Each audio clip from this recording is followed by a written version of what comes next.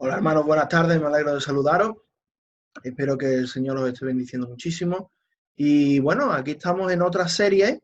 Ya terminamos Filemón la semana pasada, tuvimos 14 semanas con Filemón y vamos a empezar una serie nueva que se va a llamar Extra, ¿vale? Extra. ¿Por qué se llama así? Básicamente porque ahora estamos con el libro de Primera Tesalonicenses, estudiando ese libro los domingos, y me he dado cuenta de que hay algunos temas que toca Primera Tesalonicenses que a mí me gustaría darlos de manera independiente, hablarlos quizá con un poquito más de profundidad, ¿no? No quiero que simplemente con esa vista de pájaro que le estamos dando a Primera Tesalonicenses se nos queden cosas en el tintero que quizás son muy interesantes y muy buenas y muy edificantes para la iglesia. Y quiero empezar hoy con este tema. ¿Qué es el Evangelio? ¿Qué es el Evangelio? Es muy importante que nosotros sepamos esto. No solamente que lo sepamos, sino que también sepamos explicarlo a las demás personas. Nosotros nos llamamos evangélicos, ¿verdad? Porque hacemos mucho énfasis en el Evangelio. Pero si no sabemos definir qué es el Evangelio, no sabemos cuáles son los puntos más importantes, ¿cómo vamos nosotros a hablarles a otros del Evangelio? Si no sabemos qué es, o nos liamos, o le damos vuelta y lo desenfocamos y no está bien explicado, ¿no?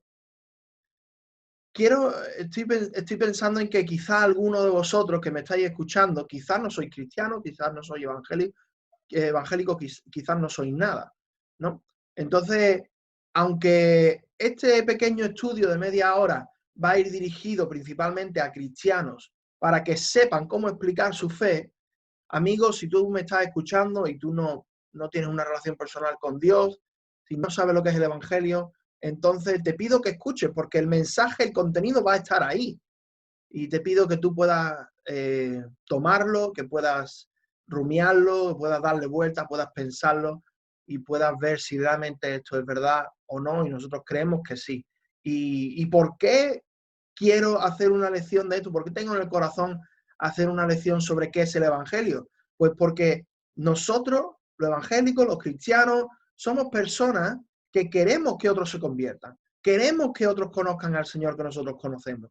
Queremos que más se adhieran a nuestra fe, no para hacer nuestra iglesia más grande, no para darnos mayor fama ni mayor nombre, sino porque es un mensaje importante y porque va a tratar con la vida y la muerte y la eternidad de las personas. Así que vuelvo también, si alguien me está escuchando y no es creyente, te pido por favor que escuche con atención porque este mensaje trata sobre la vida, la muerte y la eternidad nuestra.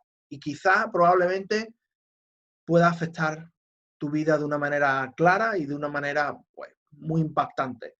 Así que, y ojalá que afecte a tu eternidad. Ojalá que afecte a tu eternidad. Y por eso queremos estudiar qué es el Evangelio, para poder explicarlo bien y para que otras personas puedan pasar de muerte a vida, es decir, puedan tener una relación personal con Dios.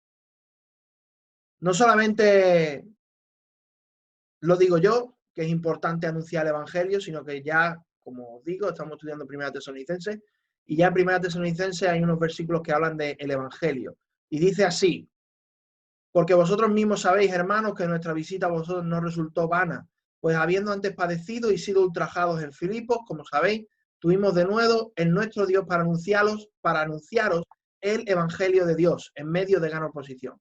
Porque nuestra exhortación no procedió de error ni de impureza, ni fue por engaño, sino que fuimos aprobados por Dios para que se nos confiase el Evangelio. Así hablamos, no como para agradar a los hombres, sino a Dios que prueba los corazones. Así que fijaros, el apóstol Pablo, una de las figuras más importantes del cristianismo, el apóstol Pablo está enfocado en anunciar el Evangelio, se le confía el Evangelio. Así que eso es lo fundamental de su mensaje, el Evangelio de Cristo. ¿Qué es Evangelio? Viene del griego evangelion, eu significa bueno, angelion, angelion, noticia, ¿vale? Ángel en el griego se usa como mensaje, ¿vale? O mensajero. Y angelion, pues como noticia, como un buen mensaje. Así que evangelion es una buena noticia. Simplemente eso, una buena noticia. Y nosotros tenemos que saber qué es esa buena noticia y saber cómo explicárselo a los demás para que, como Pablo, podamos predicar el Evangelio de una manera bíblica, de una manera buena, de una manera fiel, de una manera que agrada a Dios. Así que vamos a ver los puntos claves del Evangelio. ¿Vale? Antes de empezar, quiero hacer una pequeña puntualización. Seguro que muchos de vosotros habéis escuchado cosas como la forma de evangelizar del camino de Romano, evangelismo explosivo, las 4 leyes espirituales. Las 4 leyes espirituales, bueno, son un clásico, ¿no? Desde hace mucho tiempo se ha hecho este esfuerzo de intentar resumir el evangelio en diferentes puntos, ¿vale? En diferentes puntos. Para decir, bueno, pues explica primero esto, explica primero esto, explica primero esto, explica primero esto. Yo voy a hacer algo parecido que, digamos, es aplicable a todos los sistemas. O sea, si tú quieres escuchar, si tú quieres usar las 4 leyes espirituales, úsala, pero complementalo con esto, porque si no, a lo mejor van a estar incompletas. Si quieres usar el camino de Romano, pues complementalo con esto, porque si no van a estar incompletos, ¿no?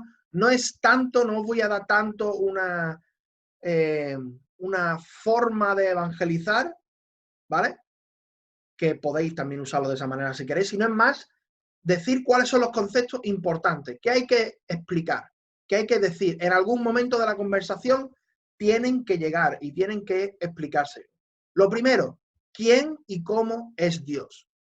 Vivimos en una sociedad pues que muchos creen en Dios, muchos no.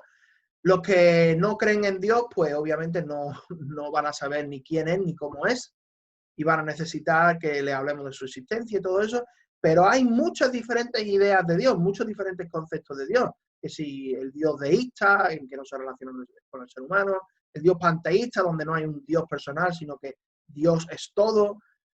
Hay muchos diferentes conceptos de Dios. Entonces, lo que a lo mejor hace 60, 70 años, en una España católica, se podría, cuando alguien hablaba de Dios, más o menos todo el mundo tenía el mismo concepto. Eso ya no existe en España. En España existe una gran variedad de opiniones sobre quién es Dios, cómo es Dios y si realmente existe o no. Entonces tenemos que empezar con definir quién es Dios y cómo es Dios, para no, porque esto es la base, porque el Evangelio, el principio, el medio y el final, ahí está Dios y Él es el protagonista del Evangelio. Así que tenemos que definir bien, tenemos que explicar bien quién es Dios. ¿Por qué nos creó Dios? Después de esto está la pregunta clave, es decir, si Dios es un Dios infinito, que está ahí y que, bueno, que nos creó, ¿para qué nos creó? ¿Por qué nos creó? ¿Cuál es nuestro propósito? ¿Qué quería Dios con nosotros, ¿no? Y ahí podemos ver algo importante. Después de eso vamos a ver que Dios se quiere relacionar con nosotros, pero hay un problema, hay una mala noticia, que ya seguro que vosotros seguramente sabéis qué es lo que es. Hay una mala noticia y no podemos relacionarnos con Dios. ¿Cómo podemos solucionar ese problema? Esa es la buena noticia, el Evangelio. Y para poder dejar que Cristo solucione mi situación, ¿qué debo hacer? Así que veis aquí como una secuencia lógica, ¿no? Conceptos claves que se tienen que explicar, ya os digo, no tanto necesariamente en orden, aunque sí que la mala noticia tiene que ir antes de la buena noticia, pero exceptuando eso, hay que explicarlo. Se puede hacer de diferentes formas, se puede hacer de diferentes maneras, por cierto, hago un paréntesis, con mucho amor, con mucha misericordia, como dice primera de Pedro 3:15, ¿vale? Con mansedumbre, no poniendo la cara larga necesariamente, no enfadado, sino, oye, cuando hablas con alguien que no es creyente, pues explicándole el Evangelio ya es duro de por sí, ¿vale? No tenemos por qué necesariamente hacerlo duro por el hecho de querer ser duro, ¿no? Eso no tiene mucho sentido. Así que estos son los puntos clave del Evangelio. Tenemos que dejar claro quién es Dios. Tenemos que dejar claro por qué nosotros existimos y por qué Dios nos creó. Tenemos que dejar claro cuál es el problema entre nosotros y Dios, cómo podemos solucionar ese problema y al final qué puedo hacer para que Cristo solucione mi problema. Así que vamos a ir poco a poco. ¿Quién y cómo es Dios? Pues mira, os voy a poner un montón de atributos aquí. Esa es la palabra clave. ¿Quién y cómo es Dios? Atributos, ¿vale? Hay que explicar los atributos. Él es santo, Él es justo, Él es amor, es paciente, eterno, glorioso, espíritu, verdad, no puede mentir, no puede pecar, no puede negarse a sí mismo, es inmortal, es personal, es un Dios personal, no como el Dios deísta. Es un Dios personal, un Dios infinito, incomprensible, omnipresente, omnisciente, eterno, paciente, único, misericordioso, clemente, perdonador. Hay que explicar quién es Dios. Hay que dejar claro quién es el Dios de las Escrituras. Hay que decirle, mira, Dios es santo, Dios es único, Dios es amor. Dios no puede contradecirse a sí mismo. Dios no es 50% santo, 50% amor, y ahí está jugando a ver cómo es eso. No, no, no, es 100% santo, 100% justo, 100% amor, 100% único, paciente, eterno, glorioso, verdad. No hay mentira en él. Así que tenemos que dejar claro quién es Dios, los atributos de Dios. Y quiero deciros una cosa, aquí en la aplicación del Evangelio vamos a tener que destacar, sobre todo cuando hablemos del pecado, la santidad de Dios. El hecho de que Dios es un Dios santo, el hecho de que Dios es un Dios que aborrece el pecado, que aborrece la rebelión, que aborrece todo lo que no concuerda con su carácter. Que Dios es puro, 100% perfecto, 100% único, no hay nadie que se le pueda acercar. Así que tenemos que la santidad de Dios es clave para poder explicar el Evangelio. Y esto cuando haya alguien que no sea creyente y se lo queréis explicar, tenéis que darle énfasis. Dios es santo, Dios es único. La santidad no solamente tiene que ver con la pureza, sino con el hecho de que Dios es único, ¿vale? Eso es bastante importante. Así que hay que definir quién es Dios. Hay que definir quién es Dios de una manera muy, pero que muy importante. No solo eso, sino que después decimos, vale, tenemos a un Dios que, como nos lo define la Escritura, un Dios creador, un Dios omnipotente, un Dios poderoso, un Dios eterno, un Dios que aparentemente no nos necesita. No nos necesita. Un Dios que es autosuficiente, ya lo dice Yahvé, yo soy el que soy, yo soy el que existo en mí mismo. Eso es lo que quiere decir Yahvé. Así que tenemos a un Dios autosuficiente, perfecto, completamente satisfecho en sí mismo, que no necesita de nada ni de nadie. Entonces, ¿por qué nos crea? ¿Por qué nos crea? ¿Por qué estamos aquí? ¿Cuál es nuestro propósito? ¿Por qué existimos? Pues fijaros, Juan 17:3. Y esta es la vida eterna, que te conozcan a ti, el único Dios verdadero, y a Jesucristo, a quien has enviado. Un aspecto clave es que Dios nos creó porque Él quiere relacionarse con nosotros. Dios quiere tener una relación con nosotros. Dios es tanto amor, tan bueno y tan misericordioso, que Él quiso crear a unas criaturas para poder hacer que ellos disfrutaran también de su amor y deleitarse Él mismo en esa relación. Y que esas criaturas, al disfrutar y experimentar el amor de Dios, pudieran glorificar a Dios, que es el próximo punto, pudieran glorificar a Dios, magnificar a Dios, admirar, yo creo que me encanta esa palabra, admirar a Dios, respetar a Dios y decir, Dios, eres increíble, eres tan bueno, y eres tan grande, y eres tan, ¡buah! Eres genial. Y eso es lo que viene aquí. Diré al norte, da acá, y al sur no te detengas, trae de lejos mi hijo y mi hija de los confines de la tierra. Todos los llamados de mi nombre, aquí está hablando del pueblo de Israel, ¿vale? Todos los llamados de mi nombre, para gloria mía los he creado, los formé y los hice. Los llamé, perdón, para gloria mía los he creado, los formé y los hice. De la misma manera en que el pueblo de Israel fue creado para la gloria de Dios, nosotros también. ¿Qué significa eso de gloria de Dios? ¿Cómo podemos explicarle esto a alguien que no creyente? Dios quiere relacionarse con nosotros y Dios quiere que reconozcamos que Él es importante, que Él es la única persona que se merece adoración real en este universo. Hay muchas personas que merecen admiración, pero adoración solamente Dios, porque Él se lo merece. Él es el legislador, Él es el Dios perfecto, Él es el creador, es el que nos ha dado la vida, el que nos ha dado esperanza, que nos ha dado paz, bueno, nos ha dado tantísimas cosas, ¿verdad? Así que si hay alguno que no es creyente, que me esté escuchando, amigos, Dios quiere relacionarse contigo. Dios quiere que tú lo admires. Dios quiere que tú lo reconozcas como la persona más importante del universo, y no solamente del universo, sino de tu vida, porque Él se lo merece. Y no solamente eso, sino que es bueno. Es decir, Dios nos ha creado de una manera en la cual solamente Él mismo puede satisfacer nuestra existencia. Dios no solamente busca adoración para sí mismo, porque Él se lo merece, sino porque esa adoración es buena para nosotros. Cuando nosotros adoramos, cuando nosotros fijamos nuestra vida en otra cosa que no es Dios, en el Dios bíblico, nosotros estamos cometiendo un error. Estamos cometiendo un error. Estamos dejando que haya cosas que no nos van a satisfacer, que entren dentro de nosotros cuando muchas veces, cuando huimos realmente de la fuente de satisfacción eterna y real que es Dios mismo. Así que ya os digo, la adoración a Dios y el hecho de que Dios quiera que nosotros le admiremos y que sea responsable, no porque Dios es un narcisista. Eso podría ser una persona que merece, que quiere buscar adoración sin merecérsela, es un narcisista. Pero quien quiere buscar adoración mereciéndoselo, porque Dios es el Dios del universo, no es alguien narcisista, es alguien coherente. Y mucho más cuando esa adoración va a repercutir en beneficio para nosotros, va a ser bueno para nosotros. Así que quiero dejarlo claro, resumirlo en un par de palabras. ¿Para qué nos creó Dios? Para tener una relación con Él y para glorificarle a Él. Ahora, si si Dios existe, yo he sido creado para relacionarme con Dios, pero no me estoy relacionando con Dios, ¿cuál es el problema? ¿Cómo podemos solucionar eso? Pues fijaros, hay un problema de por medio que todos sabéis lo que es el pecado. Por cuanto todos pecaron y están destituidos o separados de la gloria de Dios, Romanos 3:23. O dice aquí en Isaías 59:2, hablándole al pueblo de Israel, pero vuestras iniquidades, vuestros pecados, las cosas malas que habéis hecho, los hechos malos que habéis pensado, vuestras inclinaciones del corazón que son malas, vuestras iniquidades han hecho división entre vosotros y vuestro Dios, y vuestros pecados han hecho ocultar de vosotros su rostro para no oír.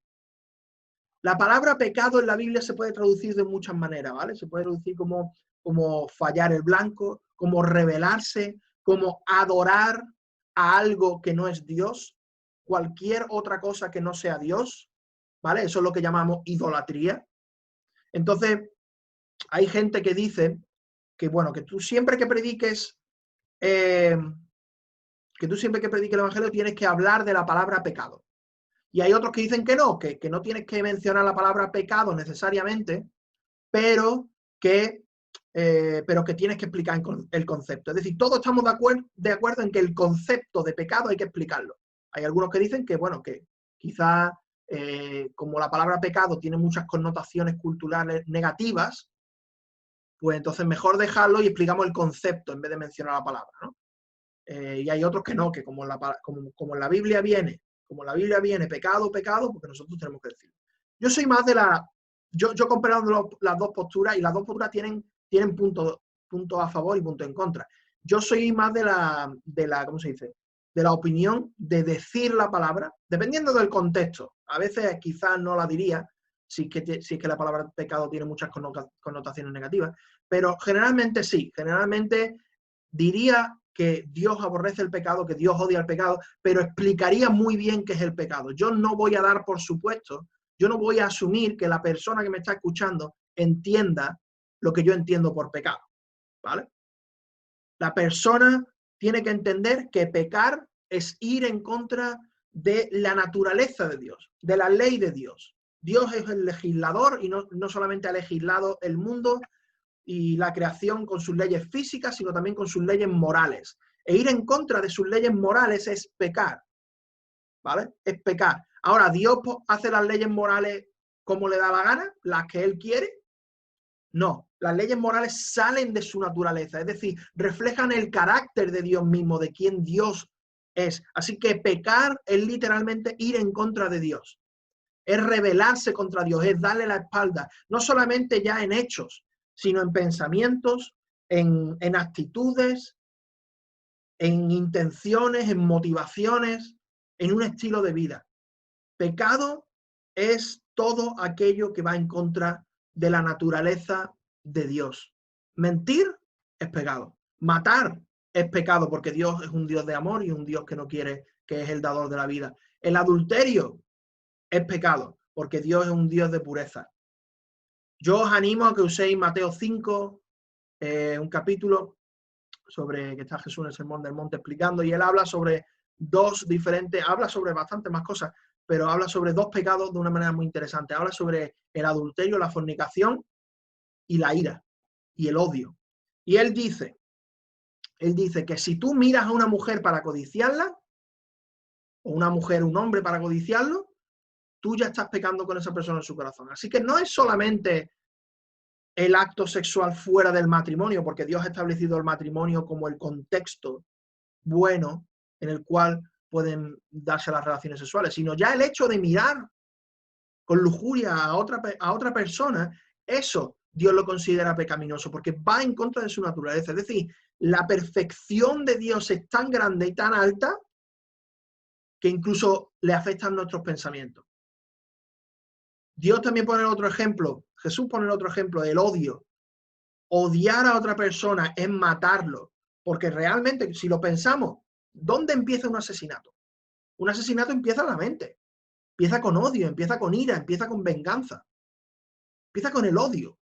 Y ese odio, si se permite que fluya y que fluya y que fluya, eso puede generar un asesinato. Pero Dios no solamente es pecado para Dios el hacer el hecho, sino ya pensar en el hecho, la fuente de ese hecho, la raíz de ese hecho que está en nuestros pensamientos y que está en nuestras motivaciones, que está en nuestro corazón.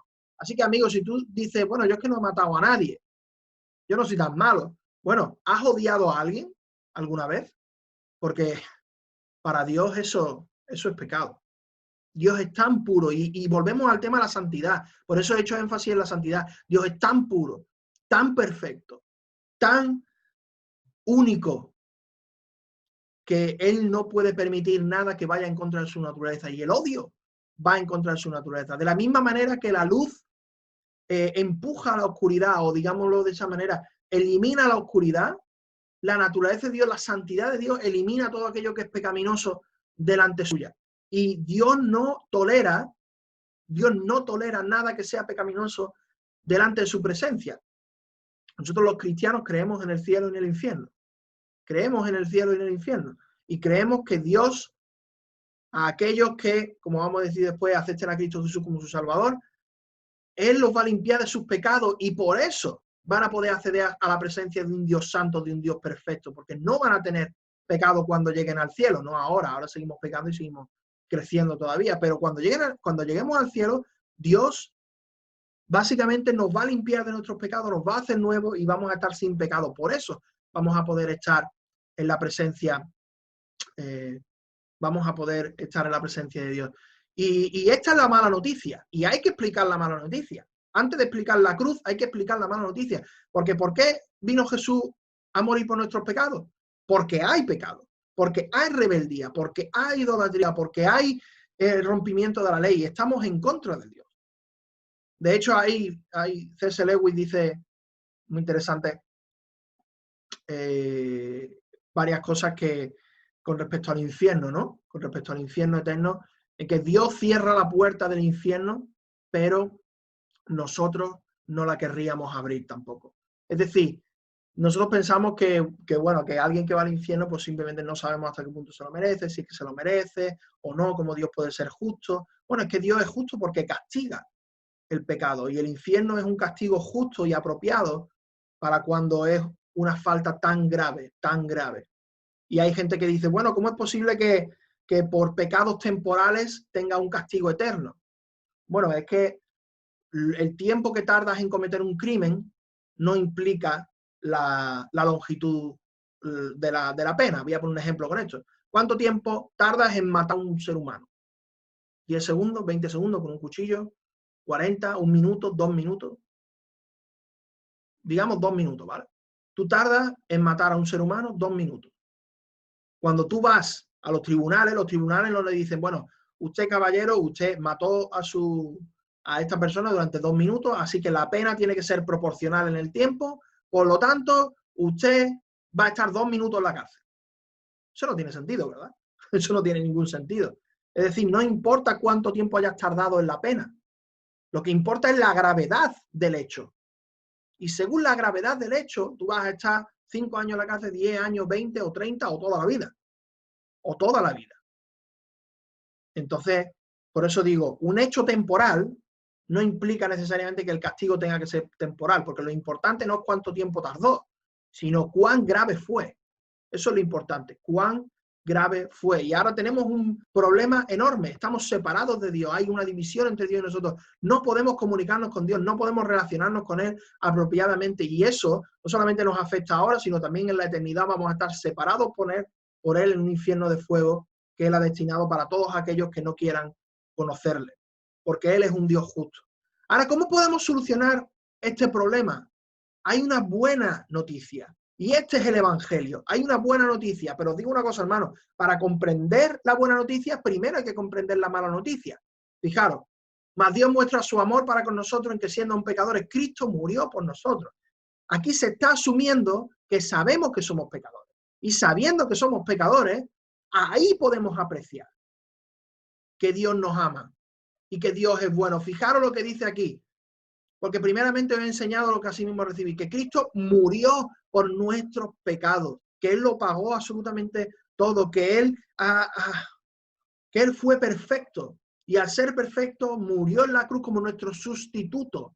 Nosotros teníamos que pagar esa pena, nosotros teníamos que pagar ese castigo, el hecho de morir físicamente y morir eternamente, pero Cristo va a la cruz y muere por todos nuestros pecados. Conforme a la Escritura fue sepultado y resucitó al tercer día conforme a la Escritura. Así que, hermanos, cuando hablemos de la buena noticia, tenemos que hablar de la muerte de Jesús, que Él murió por nuestros pecados, que murió por amor a nosotros, y ahí se ve la santidad de Dios. Dios no tolera el pecado, la justicia de Dios, Dios castiga el pecado, y el amor de Dios, Dios ama al pecador, Dios ama al hombre y quiere tener una relación personal con él. Así que la santidad, la justicia y el amor de Dios se unen en la cruz.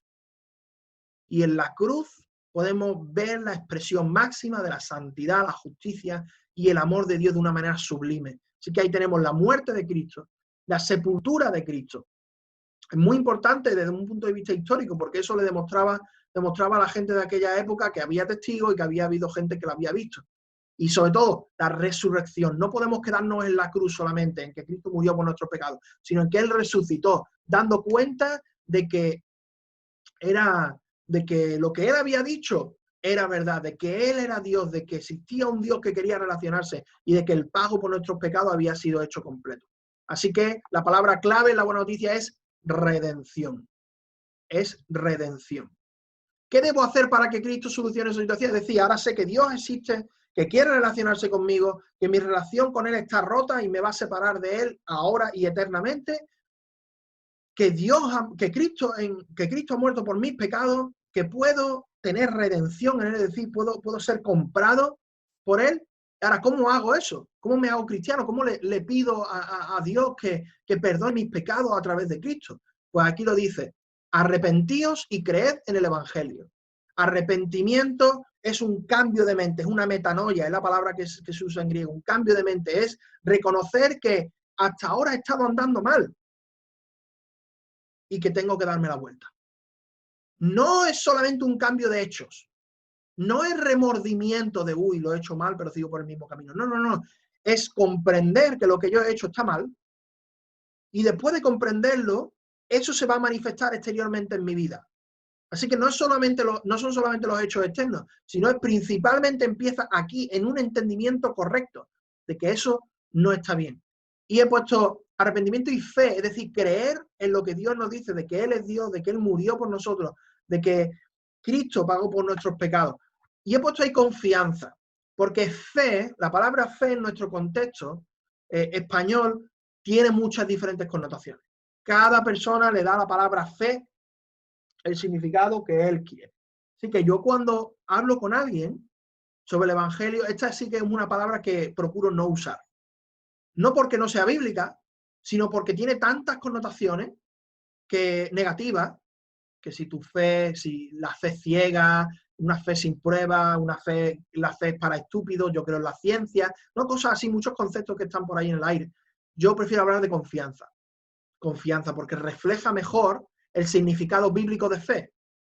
Porque refleja mejor el significado bíblico de fe. Así que yo confío en lo que Dios dice y en que Dios, ahora que tengo mis pruebas, tengo mi evidencia y he visto que que Cristo ha muerto por mis pecados, entonces yo confío en eso. Yo confío en Cristo para que Él pueda perdonar mis pecados y decir, Señor, yo reconozco que soy pecador, yo reconozco que le he hecho mal las cosas, reconozco que he vivido un estilo de vida completamente apartado de ti, que he estado dándole importancia a cosas que no eras tú, que no quiero ni siquiera relacionarme contigo, no he querido relacionarme contigo cuando tú eres el Dios del universo, pero te pido perdón, quiero que me perdones, quiero que en Cristo Jesús, que murió por mis pecados, pues yo sea perdonado y confío en que Cristo lo va a hacer. Como dice la palabra, el que a mí viene, yo no lo echo fuera. Así que estos 5 puntos son muy importantes. 5 puntos. No importa el sistema que uséis, no importa a veces cómo lo hagáis, pero tenéis que explicar estos conceptos. Si no, el Evangelio se queda cojo. Si no, se queda cojo. Tenemos que explicar, vuelta otra vez. Primero, ¿quién es Dios? ¿Quién es Dios? Que Dios es santo, es justo y es amor. Si queréis centraros en esos 3 conceptos, sobre todo enfatizando la santidad, porque la santidad no se entiende normalmente en nuestro ambiente.